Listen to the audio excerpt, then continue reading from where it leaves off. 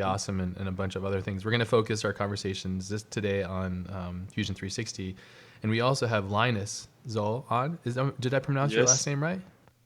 In English is correct. In German it's Zoll. Zoll. Yeah, but just use the English one. Okay. All right. Sorry, butchering it. So, yeah, but so Travis and Linus are on. Before we get too into the nitty gritty of working in Fusion, I'm going to pass over the screen to Travis and Linus as well. Excuse me. We're going to talk a little Awesome. bit about why we're using Fusion, and one of the Hmm. big common questions I get with like, Ash, why are you using Fusion? Why use blah blah blah or Yeah. whatever it might be.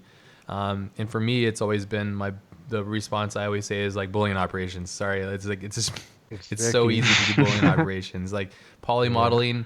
Boolean operations, like, shoot me now, it's the worst. Yeah. But CAD based modeling, Yeah. parametric modeling is the best. And Fusion 360 is a program that Mache introduced me to when we were working on Ghost in the Shell, and it was just really awesome. And it's Hmm. really easy to use. It's very quick to pick up. I took a bunch of tutorials from Kirill Chepeskov, I believe is how you pronounce his last name. Um, Yep. I also butcher his surname, dude. I don't know how to pronounce it. Kirill Yeah. Chepeskov. I think it's Yeah. Chepeskov. I think that's how you pronounce it. Hopefully he's Uh-huh. listening and he's screaming right now, like getting mad about it. So, Yeah. but yeah, and Oh, yes. this thing right here, showing my screen right now, is just like it was like a quick knife thing that I built out for one of my props for Mache's futuristic sci-fi and futuristic character design. Yeah, so it was a lot of fun and it was very challenging. This is like some of the Hmm. first stuff. So the reason why I want to show this is like you can literally have like maybe a couple hours of experience in this program, and you can go right into making things. If you can really manifest it in your mind or draw it out or have a photo reference or something, you can really go at it and make something really great pretty quickly. So um, yeah, it's a great Yeah. program. It's really great. And I think for students, I believe you get like free access to it or something like that. Or if you're Yeah, that's true. yeah, Hmm. which is incredible. I'm wondering when Autodesk is going to change that. But what better program is it than a free program that's really amazing, Yeah. usable, Yeah. and there's a lot of workarounds. There's a lot of things that we have to be aware of as like concept designers and artists, and how to convert things properly. And we can probably Yeah. get into that. Mohammed's going to be watching the chat, so if you guys have questions, just make sure you deliberately, cleanly, clearly mention your question, and we'll try to fit it in there. Mohammed, just jump in and just kind of throw it at us as we go. But Travis or Linus, who wants to Yeah. start first? I'll start off. It's cool. Awesome. I'll start off. I'll break the ice. All right, break the So yeah, ice.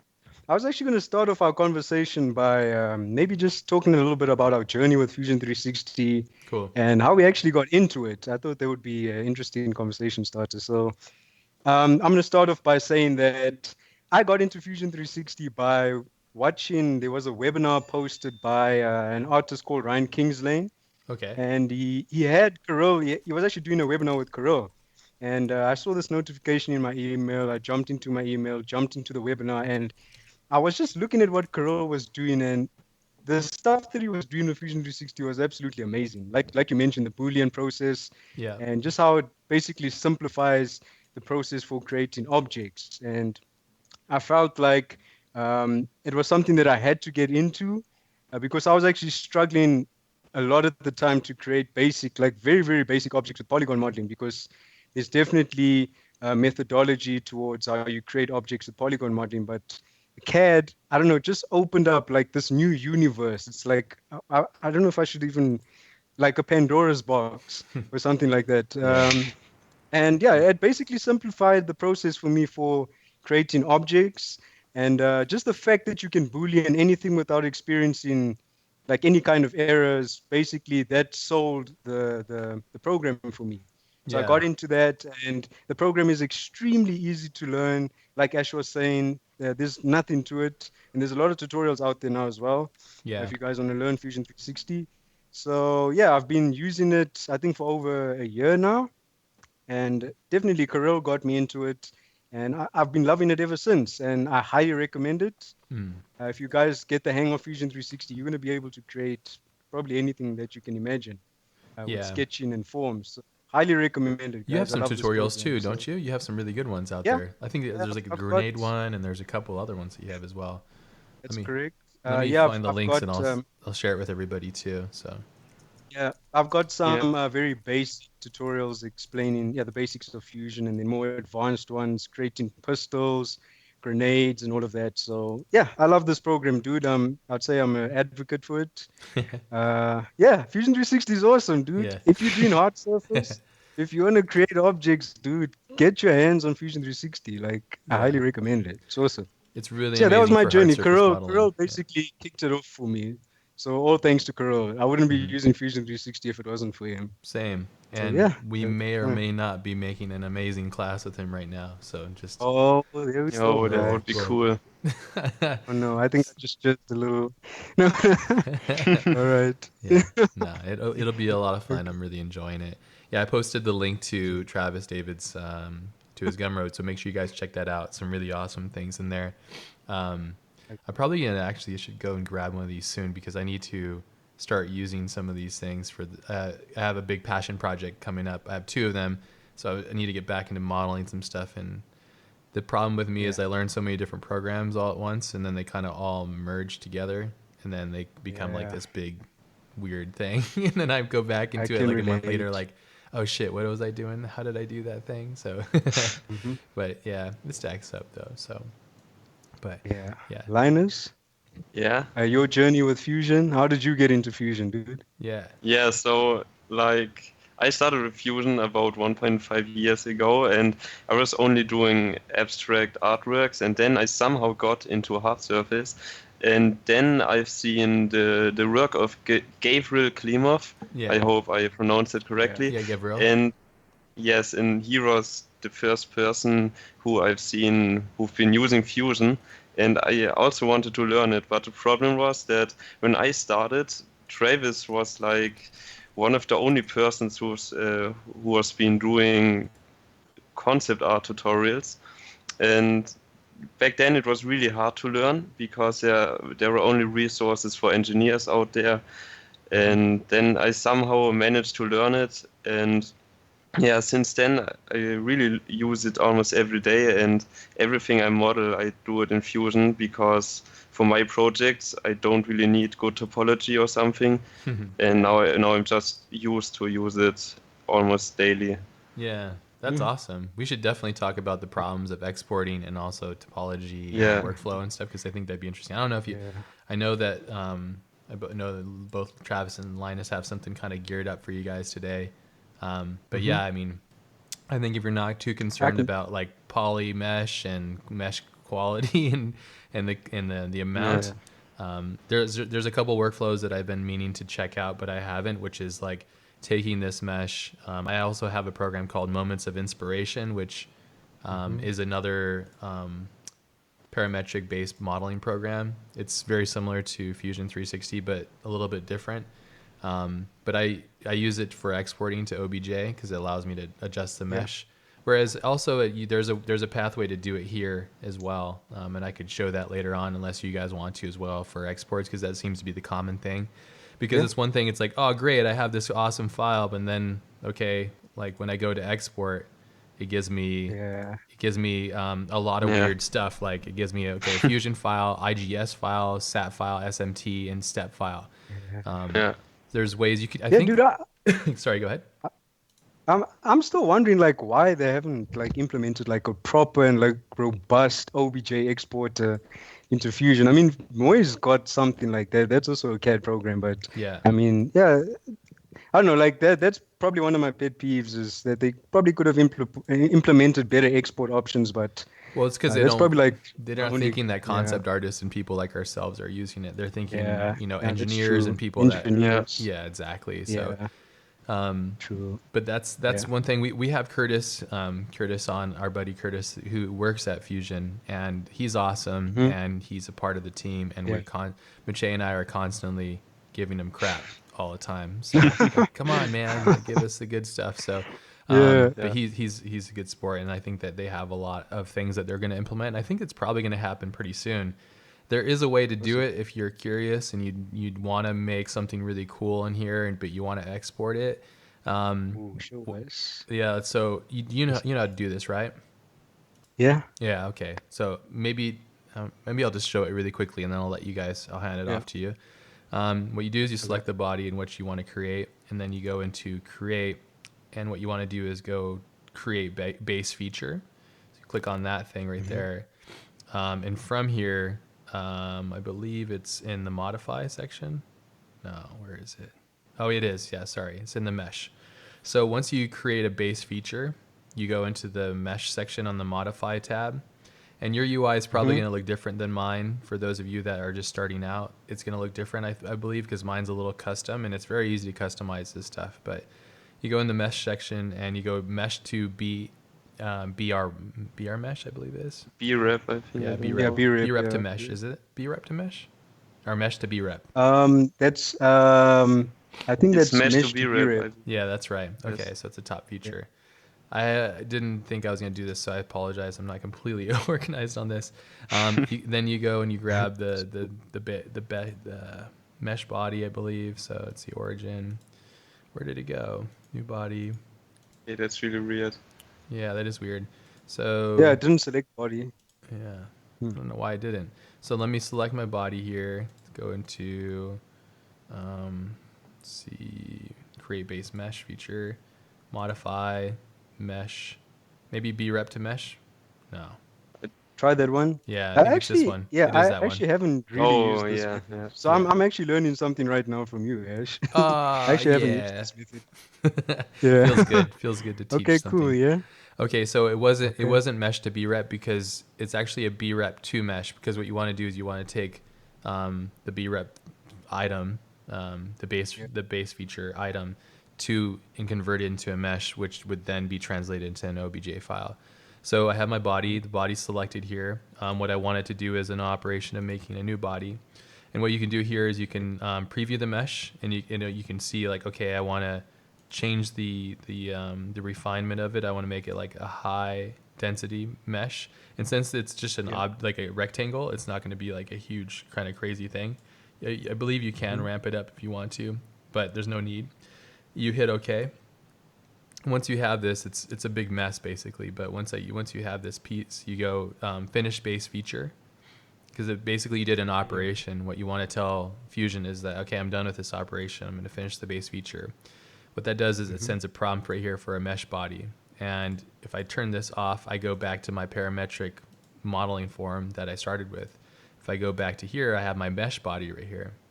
When you select this mesh body feature, you right click on it, and then you can say save to OBJ, and then boom. It's party time. It's OBJ just as party easy time. as that. Wow. Yeah. Wow, awesome, dude. Yeah, it's Okay, not I it's didn't not that know easy. That's cool, man. And it is a little bit Yeah. problemsome when you get into things like when you have all these, because when you get in here and when you get into the mesh, it's going to create a lot of geometry to make this circle as smooth as it is. So I would say this is the option that I would definitely try if you're using Fusion. You didn't buy Moments of Inspiration, and you want to have an ability to take your parametric models out of Fusion 360 and bring it into Cinema 4D or 3D Studio Max or whatever 3D application that you're using to light and render and shade and all that kind of stuff. That's the way you do it. Create base feature. Dude. Thanks, man. Be rep to mesh. There you go. Yeah. So Sweet. yeah. All right. So there's a little tidbit for you guys. Travis, you want to start us off with some goodness? Yeah. Okay. Yeah, you can share my screen. Yeah, you have to go and activate it in Skype to share your screen, and then I'll go and put you to full screen from here. Okay. Okay, share screen. Okay. I like your icon too, by the way. Sorry? Yeah, there it is. You can see it. Awesome. All right, there you go. Okay, now I'll go to Windows, View, enter full screen. All right, so now we're in full screen. You can see what you're doing. Go for it.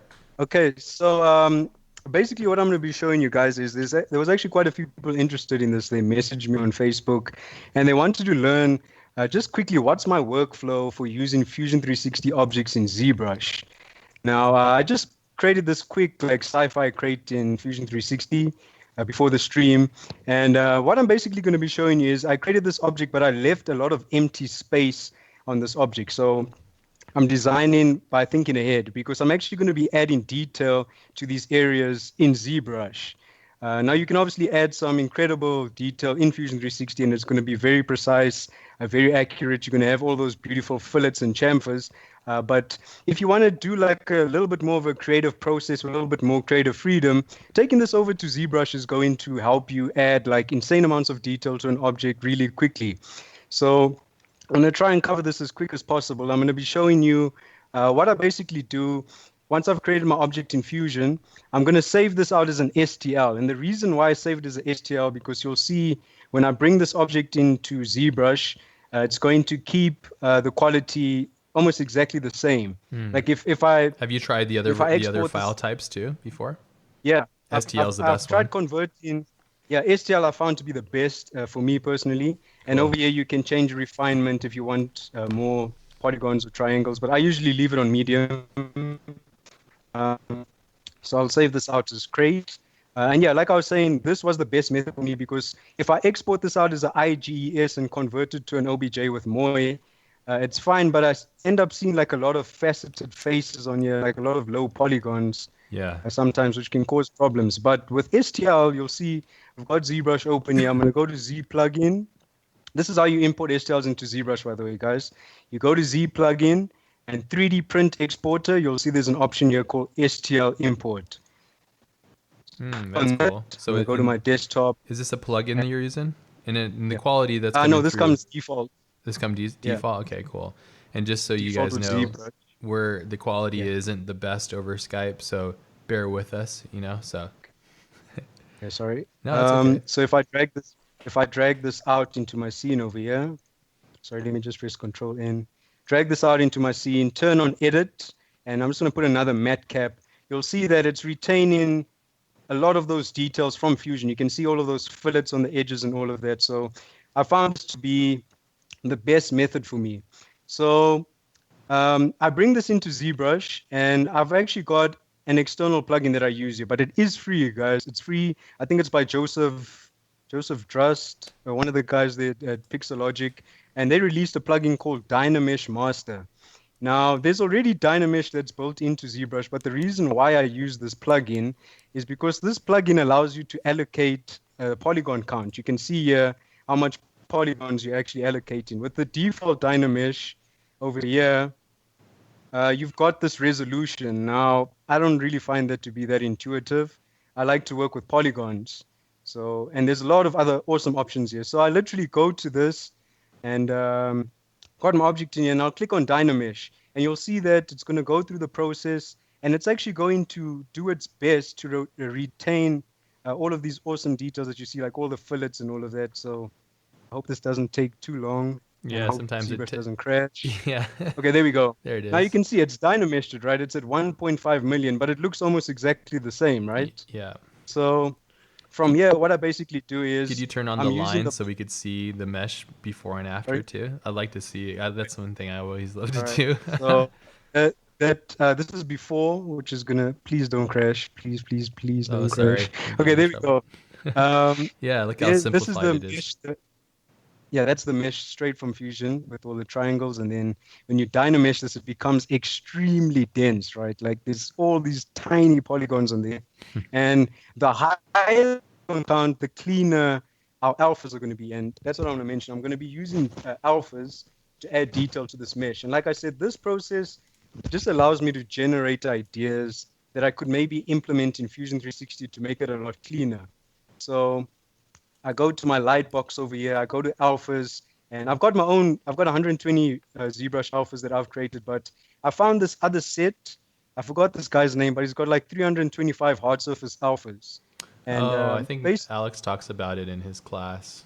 This stuff is really, really awesome. So you've got all of these really cool base shapes and stuff that we can start applying onto our mesh over here. So we just go back into volume 2, base shapes. Which one is it? Okay, I'll just choose anything. Containers and doors. So you literally just load in these alphas. I'll double click there. And if it goes to texture, you just click on texture and go to make alpha. And I'm going to change this to drag rectangle.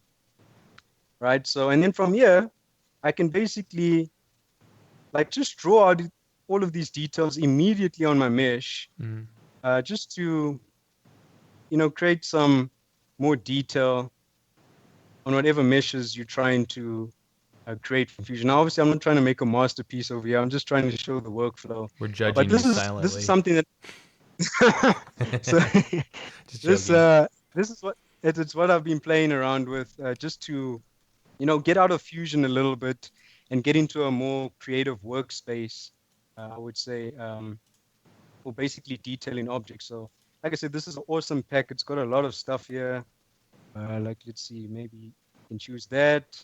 And again, you're literally just dragging it out onto this very dense surface Jonas and Ronegard is detailing his the object. name. Sorry, just for people that are asking. Mohammed posted it up for you guys. So Okay, but again, just showing you guys very quickly how much detail I can start adding to something as simple as the sci-fi crate. So maybe yeah, this can be useful for someone. I've showed you my workflow for bringing STLs, and then from here you can just export it. Go to export as an OBJ, and bam, you've got a. Well, I'd probably dynamesh this to reduce the polygon count because it's quite high for just a single crate, yeah. and Just it'll try and retain as much detail. Yeah, 1.5 is way too high for something as simple as this. so But do you yeah, that's take what I've been it doing up pretty recently. high and then you add the details and then you Yeah, dynamesh it again to bring it down, like 30% or 50% or something to retain that yeah, information. But yeah, okay, that makes exactly. sense. Yeah, you want to be at a higher polygon count because the higher the polygon count, the clearer and more crisp these alphas are going to be. But yeah, I just wanted to showcase that if you guys want to maybe take your Fusion 360 objects a little bit further and adopt a more creative workflow, then you can bring it over to ZBrush, use some alphas just to generate ideas, then take it back to Fusion, or maybe leave it like this. Maybe you like the alphas that are being created, but yeah, that's what I've been playing around with. And You would makes it take it really back to fun and Fusion? creative. Sorry. You From here, um, I don't know. Actually, I've never taken like this particular thing back to ZBrush. Like I said, I generate ideas in here and then maybe try and recreate certain things in Fusion if I wanted it to be very crisp and have that production quality. But yeah, I usually just take it over to ZBrush and edit it in here, and I'm usually happy with that because it's just giving me a lot of freedom and stuff like this in Fusion. Obviously, you can do it. It's just going to take a little bit of time to sketch out all of these shapes. But yeah. if you've got something, maybe you can pre-make your own alphas and then create like a kit bash library for yourself to detail objects. I just find it to be a really cool process, and I enjoy it. So maybe Yeah, it's somebody else great. can adopt this workflow as well. So Do you yeah, know yeah. how to apply a sorry, do you know how to apply an alpha with the pool the cube application, what's that called, like the pool drag or something? Do you know how to apply it on like a Full corner track. that would bend around something so that it would go naturally wrapping around that surface? So Oh, um, if I'm looking at corner pieces, I yeah. usually angle. Well, I'll look at it directly from my camera like this. I want to make sure perspective is not on as Yeah. well, because perspective can really warp the whatever you're trying to apply. But if I'm trying to wrap something around the corner, I would sometimes just look at it directly like this and just drag out that alpha, and it tries its best to wrap it around there, as you can see. Yeah, that's But not yeah, bad. that's what I usually do. Okay. Yeah, it's not bad. Could be a start and could probably refine it further. But yeah, like I said, I find this process to be very enjoyable and it's a very creative process as well, just for playing around with alphas. Awesome. So And yeah. then the process for next is like Z remesher, or is it Z remesher Yeah. or no, Decimation. decimation master? I'd go to Z plugin, but I'm not going to click on this because my ZBrush might crash. Okay. But you would pre, yeah, because I know ZBrush, it's an amazing program, but it's very disrespectful to artists. Yeah. Yeah, this program loves to crash on you, dude. But Yeah, yeah, it I'd go to does. pre-process current, and then I'd play around with the decimation percentage here until I get a polygon count that's low enough, but also retains a good amount of detail. And Yeah. then this could be like an asset in a scene. Maybe you're doing an environment, and then yeah, you've got a sci-fi crate or something. Do you play with Yeah, it's what I've Substance been playing with. Painter yet? And do you do all Yeah, that kind of stuff? yeah, dude, I did actually create Ratchet and I created Clank from Ratchet and Clank, but that process would have to be like a stream on its own, dude. But Sure. Do you have a yeah, tutorial I on? did Is it that on in your Fusion. Gumroad? Not yet, not Okay. yet. I'm planning to do one that shows the whole process of how I basically took a Fusion 360 object. I didn't do any retopology. Um, I just basically unwrapped it using another program, which I can't mention on the stream, obviously, or else it's just going to give everything away. But if people have done unwrapping, you can probably use any program that does UV unwrapping to do what I'm going to be doing in the tutorial. And I just unwrap it, take it to Substance, start painting it. But now because it wasn't retopologized, you haven't created like your own UV islands and all of that. So the textures are not going to be high res.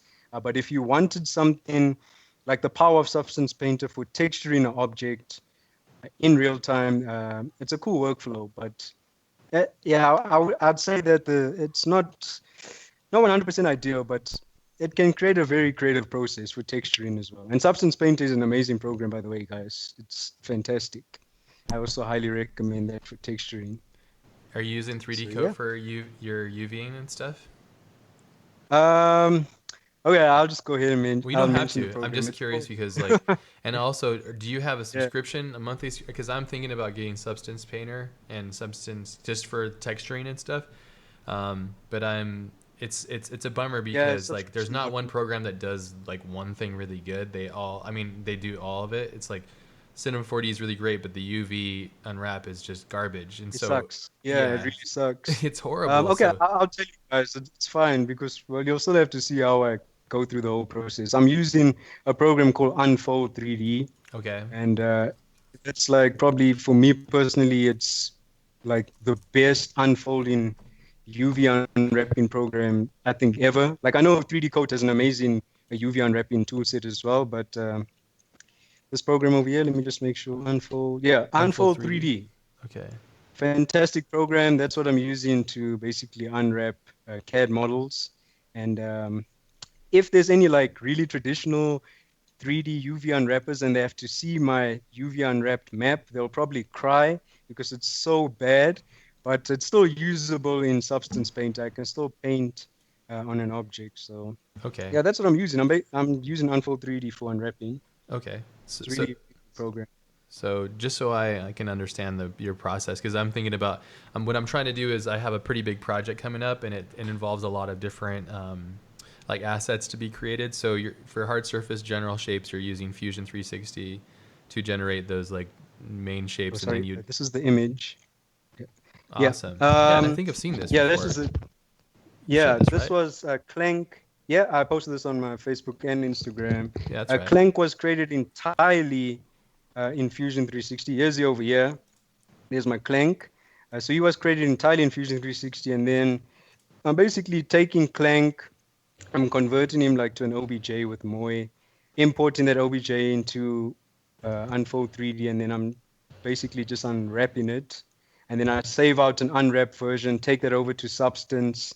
Like I said, the process it's quite a long process for setting it all up, but yeah, that's like the basics. Create it in Fusion, unwrap it, save out that unwrap model, save out the OBJ with the unwraps, with the UV unwraps, Okay. and then take that over to Substance Painter and start texturing it. And then yeah, from Substance Substance Painter, you Painter is take all those amazing. UVs and then you bring it into like your 3D application where you then light and Yeah. render. Okay. Exactly. I know, like, for if there's anyone using Octane, setting up substance maps in Octane can actually be a little bit tricky, but I think in their library they added a substance PBR material or something. I So hope it's just so, yeah. basically applying like the diffuse to the correct, like your diffuse, your ambient occlusion, normal maps. You're just connecting it up correctly. But yeah, Substance Painter is amazing, dude. I highly recommend this program for texturing. Do If you want to use a take your monthly models. subscription or did you buy? Because I was thinking about buying like the whole Yeah, kit. monthly. The monthly, yeah. No, I use it monthly. Yeah. Okay. Well, I was thinking like it's $300, I think, for all three programs to buy it. Yeah. But the problem is you don't get the upgrades, and I'm wondering, do they upgrade all the time? And Yeah, there's always upgrades for Substance Designer, dude. Like they're always improving something with the interface or adding new features. so it's So probably best to having just that do the monthly, monthly, huh? I'd highly recommend the monthly. Yeah, you can go Okay. with it. Should be Cool. cool. Yeah, a million questions. So I'm just trying to figure out. I'm trying to Yeah. write. I'm trying to mark my path basically, so I can go from one side Yeah. to the other. And it's such a pain in the ass, but at the same time, it's just Yeah. kind of one of those things. It kind of goes from.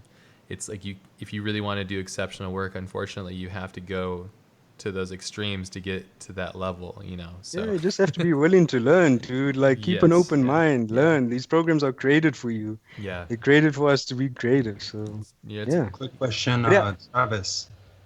yeah, People were asking your workflow from Fusion to ZBrush. Is it yeah. destructive? Like once you do that, can you go back and actually change things, or are you stuck with the? Um, well, okay. Yeah, that's the thing. When I'm bringing an object into ZBrush, by that time already, I've decided that I'm probably done with this object. So I'm basically just I'm bringing this object into here just to detail it. I'm not going to be adding anything else onto the design, like modifying it. This is just a detailing process for me. So, like I said, by this phase, I'm already done with the design and I'm just detailing it. So, yeah, it is destructive because you dynameshing that. Um, yeah, but because it yeah, won't recognize that, that's right? When you bring it back into Fusion, it won't recognize it. um, well, I'm actually not 100% sure. I'll have to try that. Maybe if I decimate it enough, because if I had to bring this into Fusion right now, I think Fusion would crash Yeah, at 1.5 million polygons. But since you can import OBJs into Fusion, I'm sure you could bring it back in there. But I think you'd need good topology or something if you wanted to edit it further. Or maybe you could use the sketching tools. I don't know. I've never tried that, dude. Like I yeah. said, over here, I'm usually done with the object and I'm just detailing it. Yeah, it'd So be yeah, really interesting to be able to take it back and forth because sometimes it's yeah, difficult to know when you're done. That's one thing I love about Fusion is the history that's state, true. but at the same Yeah. time, I guess you could make iterations and just kind of know the general shape or whatever you're after, and you can go after it that way, you know. So, Hmm. but yeah, Yeah, but also if you find yourself proficient at ZBrush, you could probably just come in here and if you wanted to modify the shape, you could use stuff like the clip curve. yeah, Like let's say maybe I wanted to cut off an area like this. I could just slice that off and start modifying the shape further in ZBrush. yeah. Um, so yeah, And I hear ZBrush so yeah, guys, that's R8 has some really epic Boolean operation stuff coming too, so which is cool as dude, and well. you know it So was one of probably I think the best features that they're going to implement is a proper gizmo because like yeah, there's this really like I'm used to it like I use transpose master but dude it's like so I don't know it's just not intuitive dude like looking yeah, at this is really strange. Yeah, they're adding a proper gizmo which I think is awesome. So yeah, I'm looking forward to 4R8 whenever that gets released. yeah, yeah. It's Cool, man. yeah, tricky stuff, but Yeah. it's cool. We got Yeah, well, but we got Cornelius and Diego are in the chat. What's up, guys? Too. So this is awesome. Got to bring you guys back on.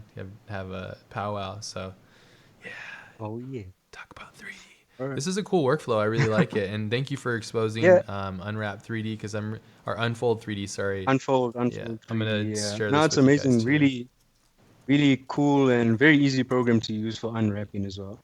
Yeah, But yeah, guys, like I said, maybe you can use this process. Like I said, cool. ZBrush is made for the artist, right? This is for artists, this program. So if you want to get creative, Kind just of. play around with different ideas.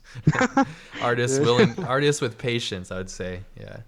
Yeah, definitely artists with patience.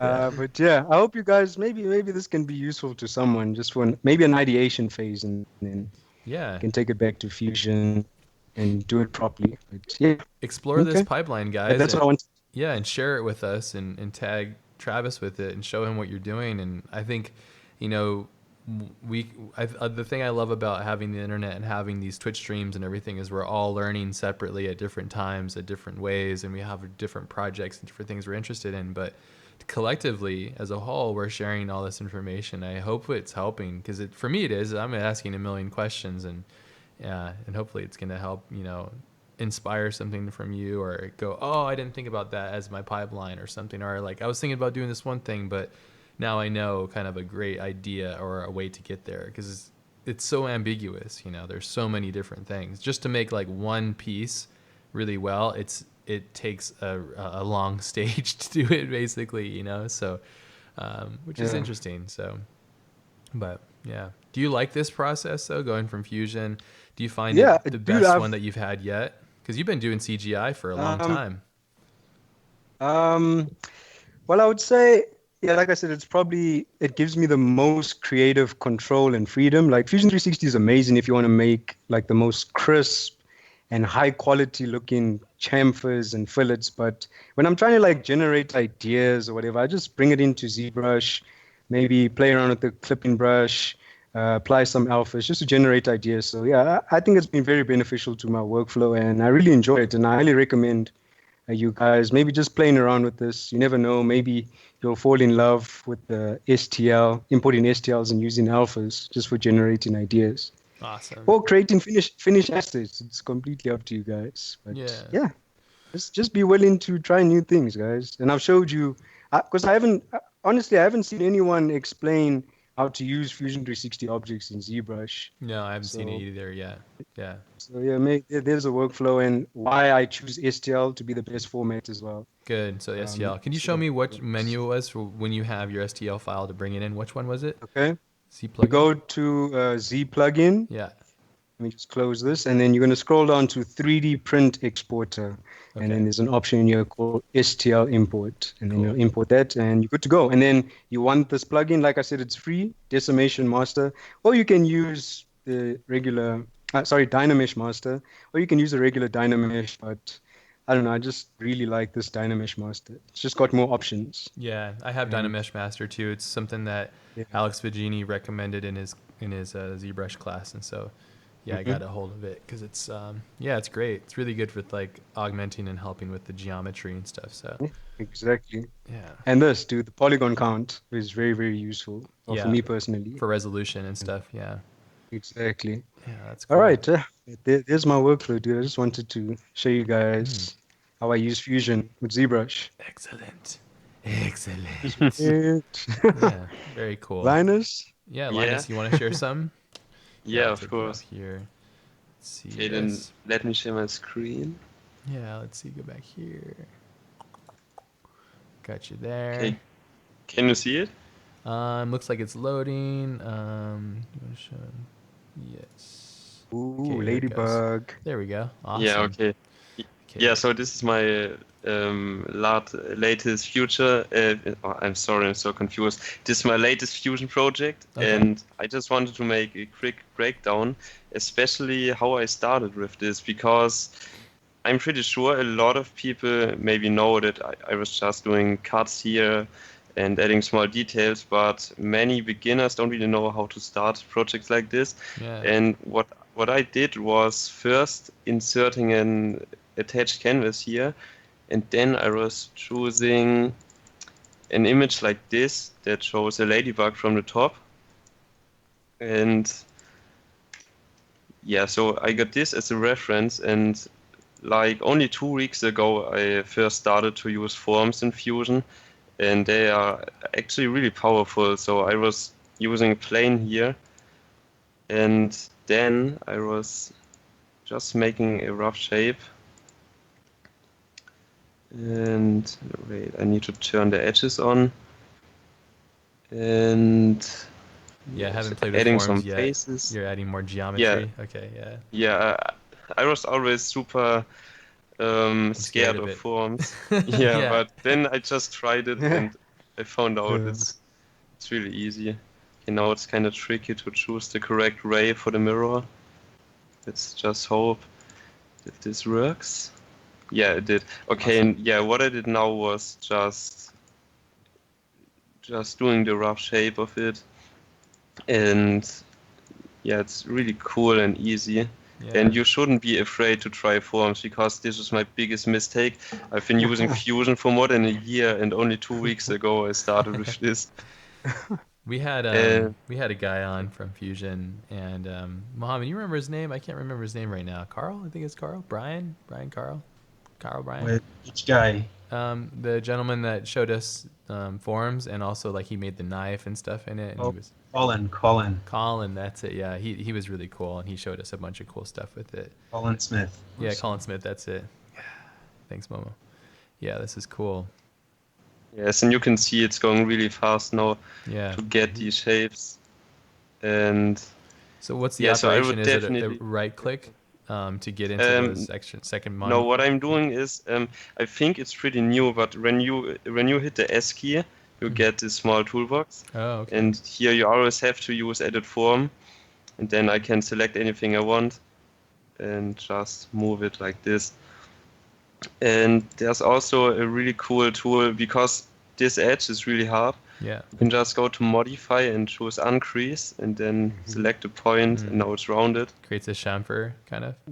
Yes, yes. And then you can do it like this, and now of course it's flat, but you can easily just drag it up and it starts taking shape. I don't want to spend too much time on it, but this is great. just to get a rough idea. Take your time. And what take I your then time. what I then do is simply click on finish form, and then you get a body like this. So it has no thickness, and you can't really edit it. So you can simply right click and choose thicken. And then you can add thickness to it. It's Oh, like Linus. shelling, That's it. huh? Yeah. Can I just add a quick pointer in? You can course. add thickness in the forms workspace, eh? If Oh, you really? just undo it. Yeah. Undo, Should I go back back to to the forms? form? Yeah. Okay, I'm trying to see because my workspace is different to yours. Go to Here it is. Thicken, right? yeah, there we go. You can Let's add try thickness it. directly in. Okay, but this Yeah, looks just click. good. You can click on OK. Ah. You'll see it adds thickness, and you can choose the yeah. thickness type. There's sharp, and then there's soft, which gives it a Great. much more rounder edge. This sounds really helpful. See there's thicken type, there's sharp, Yeah. and then you have like a soft. Well, that's But you have to get rid of Okay, yeah, now it it's like a turtle automatically shell. applies It's like it. a turtle shell. So. And then Yeah, you but can I actually prefer- double click on that feature in the history, right? And then you can adjust it on the fly, like naturally. So Yes, this is really cool about Fusion.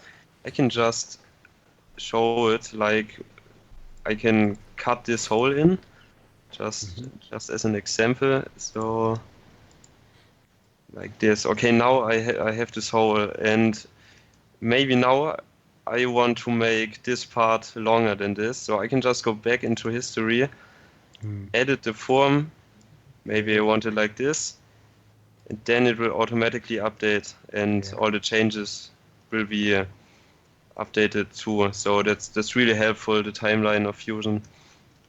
So powerful, man. Yeah. And then you can Yeah. also, of course, just fillet edges like it would be a usual sketch body that you would make. Awesome. Yeah. And then if you adjust the parameters on the form, it will go back, and then it'll constantly update the curvature on there. Unless if it can't, then it'll send an error, right? So it wouldn't be able to do it. Yes, but usually it works. Do you draw out your ideas before you do them, or do you bring in an example and kind of riff off there, like kind of like a projected image, like you're doing there? Yes, this is my usual way. I don't really draw. Okay. And yeah, here I can go back to the beginning. Yeah, that's also really cool. You can easily show your progress because of the timeline feature. Oh, that's great. Yeah. Okay, it's not showing anything. That's super weird. There it is. Yeah, but you can see I started with this.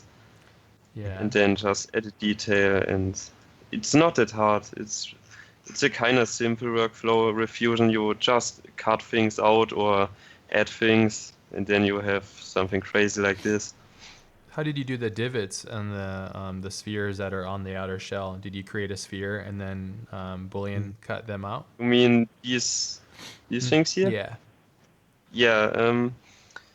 What I did was going to create and get a sphere. How are you getting to that prompt? Is that with the S key to go to that second menu? No, right? What do you mean? Oh, like here you can see I want to select this work plane, but there are other parts in front of it. What you can do is hold the left mouse button, and then you can select anything you want here. Oh, okay. It's really cool. So it's holding the left mouse button. Okay. Yes. Okay, cool. Then I made the sphere and operation as a new body. Okay. Yeah, and then you can simply move it by using the M key. Yeah, M is the hotkey for move. Okay, cool. Yes. You could also right click, but of course you want everything to be fast. Yeah. And then I just roughly placed it and made sure that it doesn't Cut get through the bottom. completely through it. Yeah. And then you can use a really cool feature, modify combine, and now I can select two bodies, and then I could also join these together like this, but I wanted a cut. And as you can see already, now I got this hole here. Then you set a chamfer or something like that, or Yes, yeah. then always fillet it. Yeah, awesome. Soften Nice. the That's edge. really cool.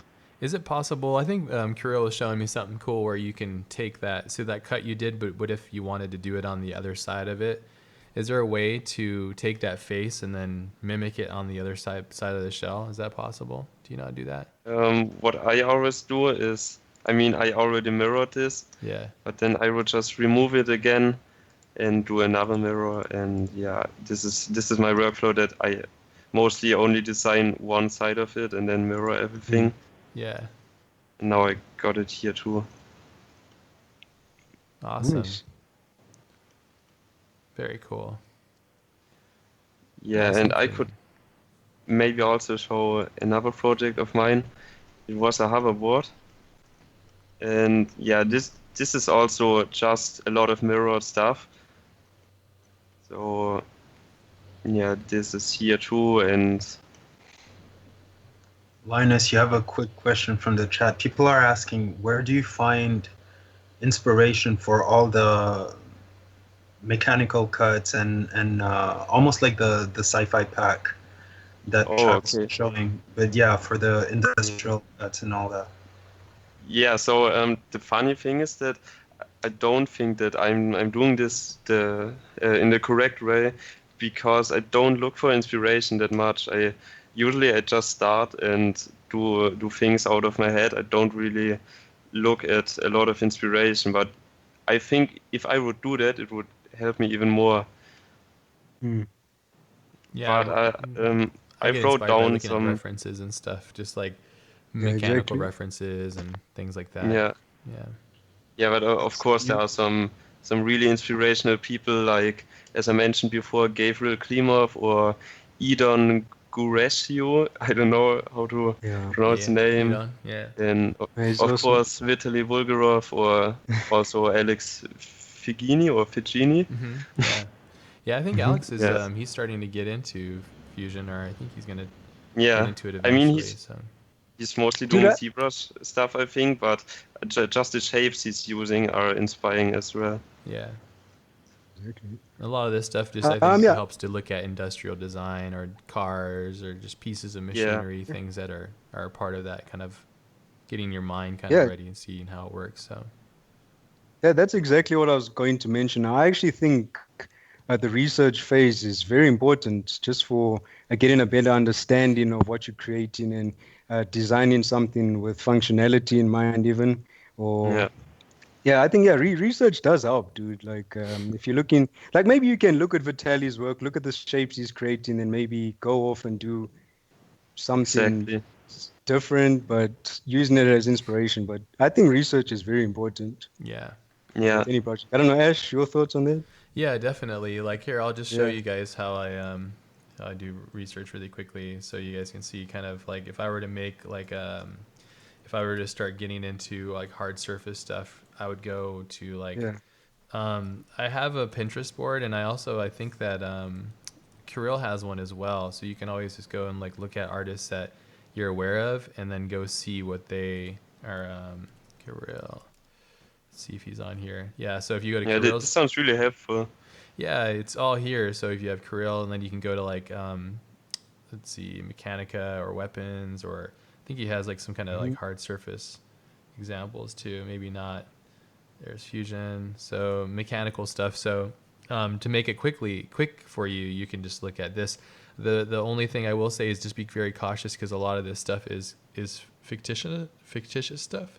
So just be aware that the reference that you will be looking at, some of it's completely false and fake, whereas some of this stuff is totally real, and you get a complete sense of how it works. This is like a Panasonic car, look like a TIG welding machine or something that's like made for automotives and stuff like that, which is quite interesting, or mechanical stuff. But the way that you look at this information and how you kind of you use your brain to kind of deconstruct it is really key. Like how you would take a piece of information that's built from a piece of machinery, and how would you make that in Fusion? If you're tasked like, hey, you're supposed to do this thing, you kind of going through that process of being tasked with that, I think is really interesting. And I also think it's really good and key to kind of just look at the known world and be really cautious and cognizant of how things are made, and just having that that lens on the world and really kind of looking at things properly, I think it really helps. But here's a quick Kickstarter to kind of just getting references, look at what another artist might have. I have a bunch of Pinterest boards, but they're all like private because I have a bunch of like client work in there, so I don't want to share that stuff. But Kirill has a great one if you're looking for hard surface, just to get yourself motivated and inspired. He's already kind of done a nice collection. But if not, I would say like I would just look up like engine or something, like just like keywords. So I'd look up like rotary engines. If I go to rotary engines, there's probably like all kinds of really interesting informations for how to like this is called a Wenkel engine, I believe. It's the formation. It's an odd, unique kind of way that the combustion engine works. It kind of has this like triangle shape that spirals around and stuff. But just looking at this alone are like machined hard CNC machined pieces and stuff, like just those kind of keywords, using those keywords to kind of build your asset library. And one of the things that I learned from Kirill that I think was really very, very applicable, coming from somebody that's never done CGI and 3D, is taking these images and deconstructing them piece by piece and going like, okay, well, I'll make a triangle thing here and I'll hit a path like a replicated path across this thing, where I would take this and clone it basically across here, and making like, oh, if I need to make this shape, it would be a triangle, but then I'd make this chamfer right here. If I had to do this shape right here, I'd do like the extrude operation, just like we just saw Linus do, but it would be, instead of a sphere, it'd be like this long rectangular kind of thing.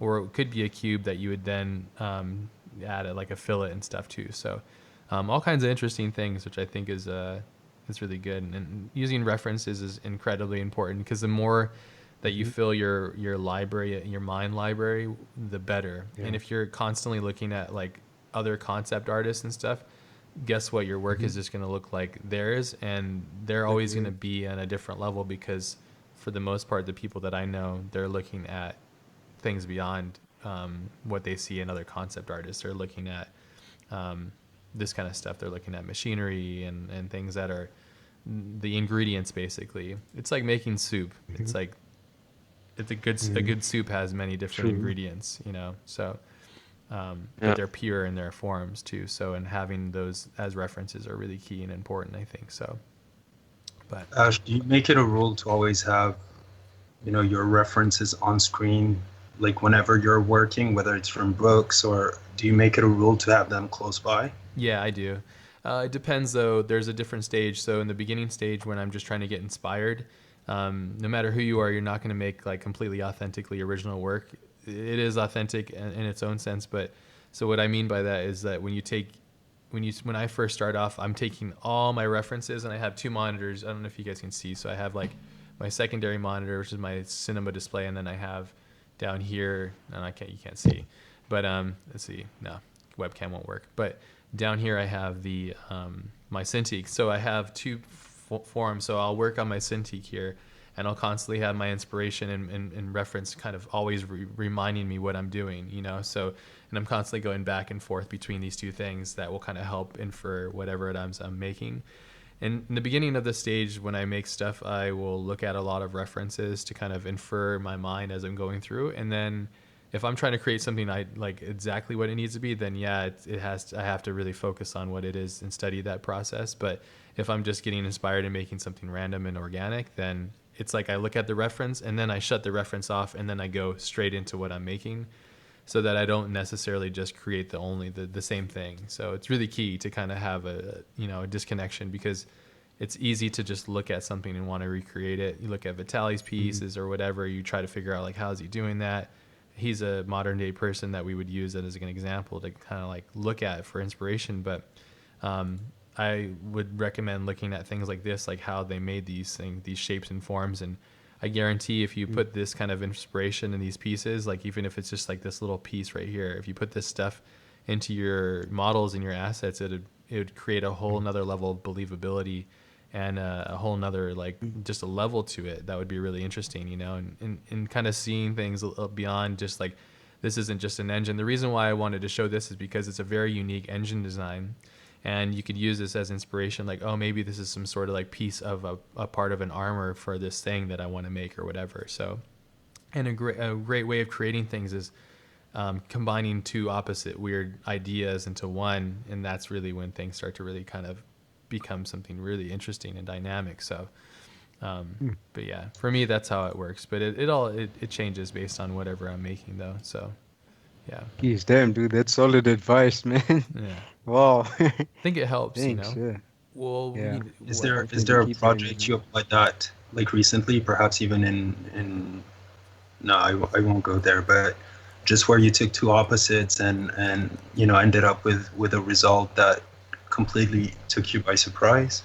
Yeah, definitely. I would say, like, if I were to use like Epoch, for example, when Chris and I were trying to design the vessel, the shape of the vessel, we wanted to first make it like some kind of weird fractal, like reflective ornament kind of thing that would kind of shape shift and move.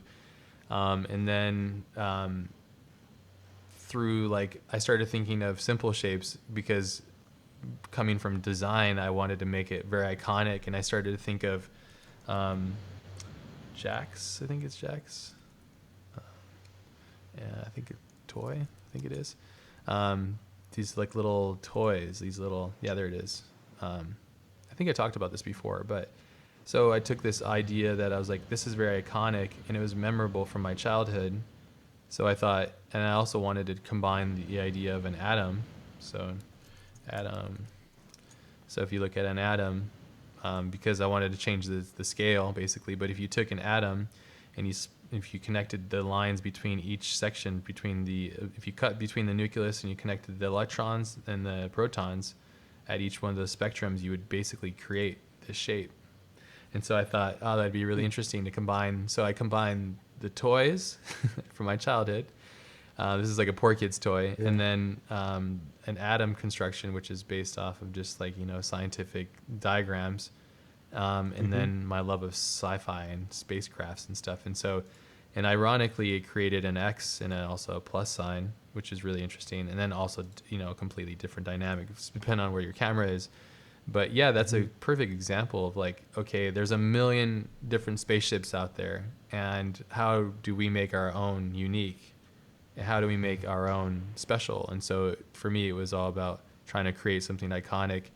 And iconic stuff is always the simplest core version of itself. So that's just one example. There's plenty of them all over the place. But how about you guys? What do you guys do? You mean for references and what you mean? For reference. Yeah, dude. I think for me personally, like, the most inspirational form of reference is basically the world we exist in. So reality itself. Just looking outside your window is probably like probably the where you're gonna get some of the most amazing inspiration, right? So just going for a walk. Just going for a walk, I get inspired by looking at maybe different buildings or looking at nature. Even, I think Alex mentioned this in his course, like if you're trying to look for some of the most unique color variations, you can use apps like, I think it's called Adobe Color or something like that. But if you really want to find, like some of the most amazing color combinations, you just have to look at nature, like look at insects and look at the different colors that they embody and their wings and all of that. So yeah, my biggest form of inspiration is reality itself. Just looking outside of your window inspires me. So yeah, that's where I get a lot of my inspiration from. Then obviously, Pinterest and you're so enlightened. You're such an enlightened soul. I love it. You're so thanks. positive. Linus, with you. Yeah. Thanks, man. Yeah, well, you have to stay positive, dude. Yeah, you have to. Yeah. Well, for me at least. It's good. Love what you do. Do what you love, man. Yeah, absolutely. Yeah. I shared a couple links too with you guys. How about you, Linus? How do you do it? When you're looking at inspiration and references? You mentioned a lot of contemporary artists. How often do you find it that you're looking at abstract things? Or the one thing that I love about searching for references is learning more things. So I go to Wikipedia and then it becomes like a link nightmare where I'm just kind of going down black portals, and just before I forget, I'm like, oh crap, where am I at now? So it's just fun. Yeah. But Yeah, right. So sometimes I spend like just hours on Behance just scrolling on ArtStation, and yeah, just getting a lot of input from totally different projects, and then at some point I find something. It could be photography as example, and then this just gives me an idea. And when I got my idea, I usually go to just Google Images. Like for the Ladybug project, I was of course looking for Ladybug images, and I was just using photography, and of course the original form of the animal to use as inspiration. awesome. Yeah, we all have different approaches too, and I think that's cool. And you're just using general kind of topics and stuff. I also do a couple other processes where I break down things in this program called MindNode, where I take it all. I also have like my sketchbook. I'm constantly like, it's always being used. Like I'm constantly writing notes, and it's always right here next to me where I can kind of jot out ideas. And like right now I'm building up this video game, and I'm having a lot of fun with that. And it's just constantly a stream of thought, and it's constantly coming out, and it's never ending really. And if ever I get kind of stuck on something, I will kind of just have my reference or my muse or my inspiration.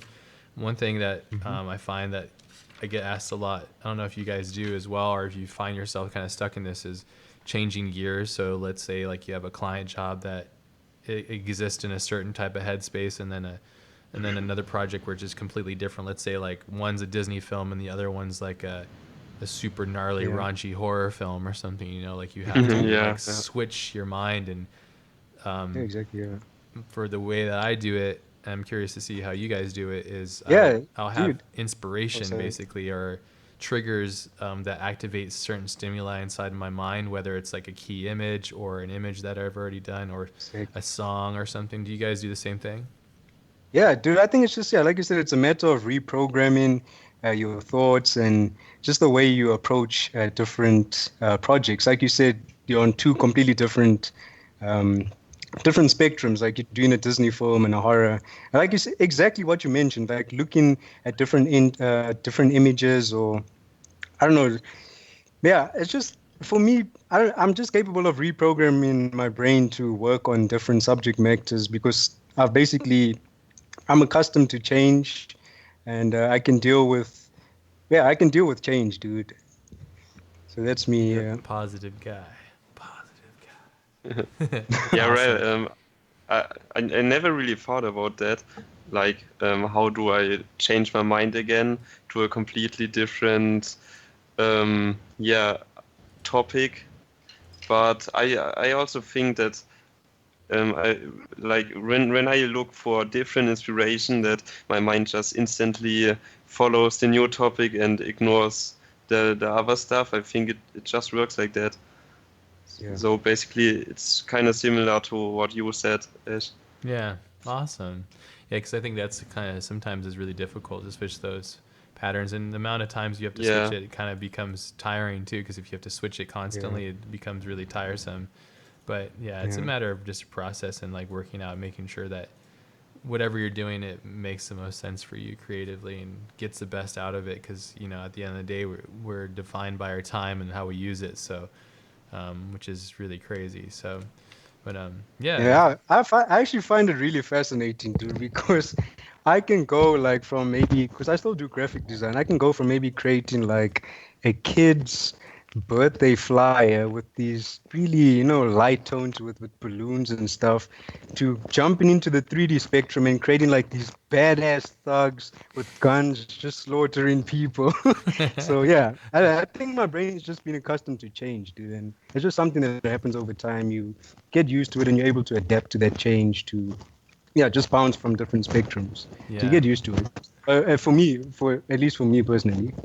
Yeah, that's awesome. I think that's where people get stuck often. I find, Travis, what you're talking about, because like in the stream, in the chat, we often get questions. Ash, you often get questions about, how do you generate ideas? How do you come up with all these different things? And I think that change that you're talking about, Travis, is also experience and mileage and Exactly. practice.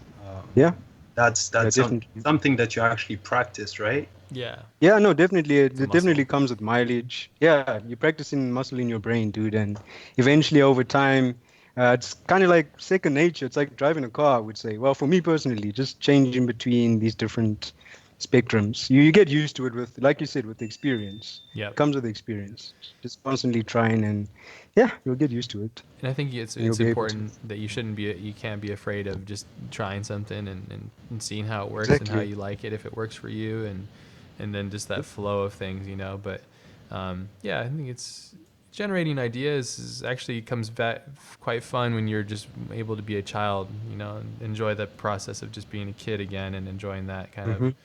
you know, just wanting to create something and have fun doing it and not put too much hindrance and pressure on yourself. No matter what you're going to do, the first time you try something, it's probably not going to be the best at it, and Yep. it's almost like I was watching Eddie Bravo. He's the guy that created the 10th Planet Jiu-Jitsu system. He's really funny, and I have like a monthly subscription to his like he does these like really rad like videos where he talks about it. But he had this really great analogy. He was saying that when you do something, our minds are trained to engage in habitual repetition. And when you go off and do something like on a routine, so Mm-hmm. much that it's easy, it's almost like when you're breathing, for example, like think about how many operations in your body it takes for your mind and to tell your lungs to expel in a certain way and all that energy. Or Yeah. just think about like when you get in your car, how automated you are because you're already somewhere else. But Mm-hmm. the first time you got in your car, you're like, oh shit, where's this key and how do I turn this? And like the first time you did that, you sucked Yeah. at it, and so Yeah. when it comes to things as complex as making something really cool and new, very difficult and very nebulous. And I think it's really important to kind of create parameters of habit. And like I talked Mm. about, like, when you go into your car, you're going to grab your keys out of your pocket. Or if you don't I have like Yeah. a keyless thing too. So I just open the door, the key's close to it. So it makes me even lazier. Just press the button. It's becoming total Wally Yeah. world. But my NSX, for example, is a very raw car and it's older. It's like 24 years old now. So yeah, I grab my key and I turn in the ignition. I listen to everything. I'm sitting there letting the engine warm up and all that kind of. There's an operation, but I'm already automated because I've done it so many times. But when I go and do something creative, I will have an order of operations which I know achieves the best result. And one of them is being free and thought free and empty your mind basically, and then sketching all my ideas. When I first started drawing in my sketchbook, I would look at like James Jean. I'm like, damn, he's like the mother lode epic goodness, the king of sketchbooks, And I used to think that Yeah. sketchbooks should be this coveted epic thing, and now I don't even care. It's just I put all my ideas in there, and I go and make it from there, and I have operations and habitual routines to kind of go from one point to the other. So it's not easy, but at the same time, it's never easy unless you go and create those habitual patterns to make yourself Mhm. aware and engaged in it. So, yeah. Amazing, dude. Momo, do we have any questions? We got about 5 minutes. Oh, Um, okay. no question. I mean, there was a quick question about how do you do I'm not a you virgin. I swear. there you go, answer. Done. Uh, how do you go about keeping yourself motivated, when you're starting something? But I think you tackled it a little bit when you were talking about being a child and staying a child. That's in my opinion, that's the source of all motivation. Like just having fun and remembering, if you're a grown up, remembering the things that made you happy and made you do hard, work hard without like effortlessly when you were a kid, and bringing that back in your adult life, because at some point there's a disconnect. Yeah. And if you're younger, it's just recreating those bridges between the stuff that really motivated you as a kid, and finding ways to link that to your work. Yeah, Yeah. absolutely. What do you guys think? I Yeah. mean, I Yeah. answered it Well, myself, but I mean, Momo had a great place to say it. It's perfect advice. It's exactly what I tell people when they're like, I don't know what I love anymore. I'm like, well, shit, go go do something that you remember doing as a kid that you enjoyed, you know. And perhaps Exactly. maybe if it doesn't work, then this is maybe not what you should be doing, you know. So Yeah, yeah. exactly, dude. Just what you said right there. Maybe that isn't what you should be doing.